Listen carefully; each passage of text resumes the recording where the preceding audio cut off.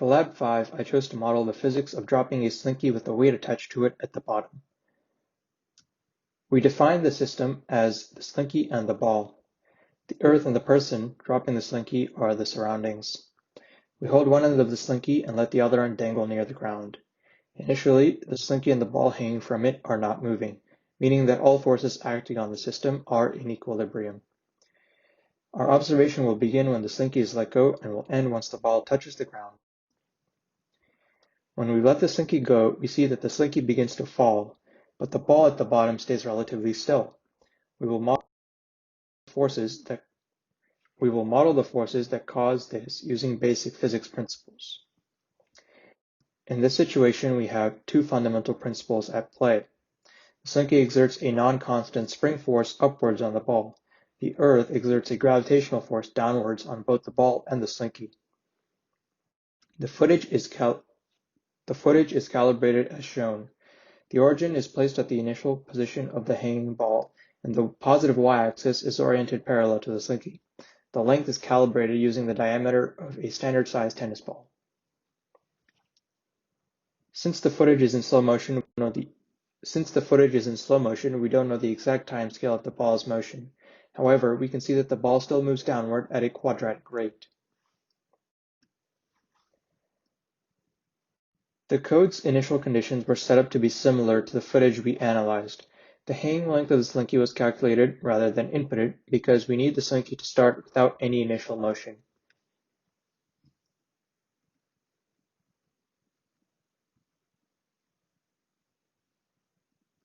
These formulas show how the initial hanging length of the slinky was calculated.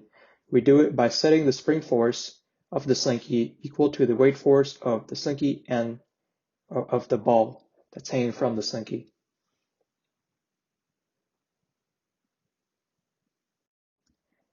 The while loop ran until the ball touched the ground beneath it. The forces in the while loop were constructed with this free body diagram in mind. In our system, the net force acting on the slinky included the weights of both the slinky and the ball. Both of these forces acted in the downward direction. The net force acting on the ball included the weight of the ball and the spring force pulling the ball upwards. The negative sign on the spring force equation owes its existence to the fact that the spring is stretched, or in this case, our slinky is stretched. This is translated into Python using separate statements for each object in our system.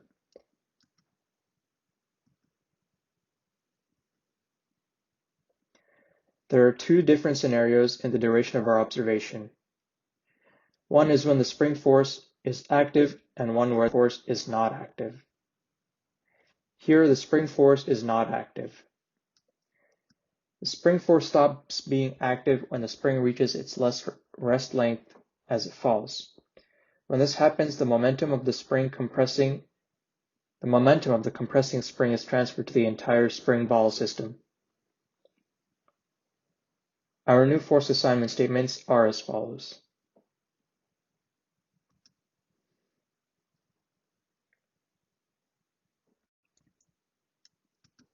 The position of the ball also changes quadratically with respect to time when simulated. These trends follow our observations from the recorded video clip earlier. In this scenario, you jumped out of an airplane holding one end of the slinky while loosely attaching the other end to the open plane door. The slinky extends and compresses repeatedly like a bungee cord until it comes to rest while you're dangling from it.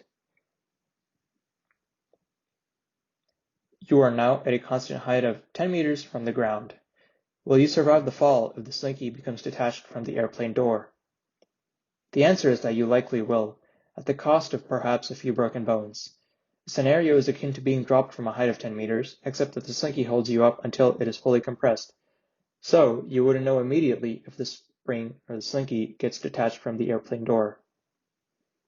What's more certain, however, is that you'll have one heck of a story to tell to your friends and family once you survive the ordeal.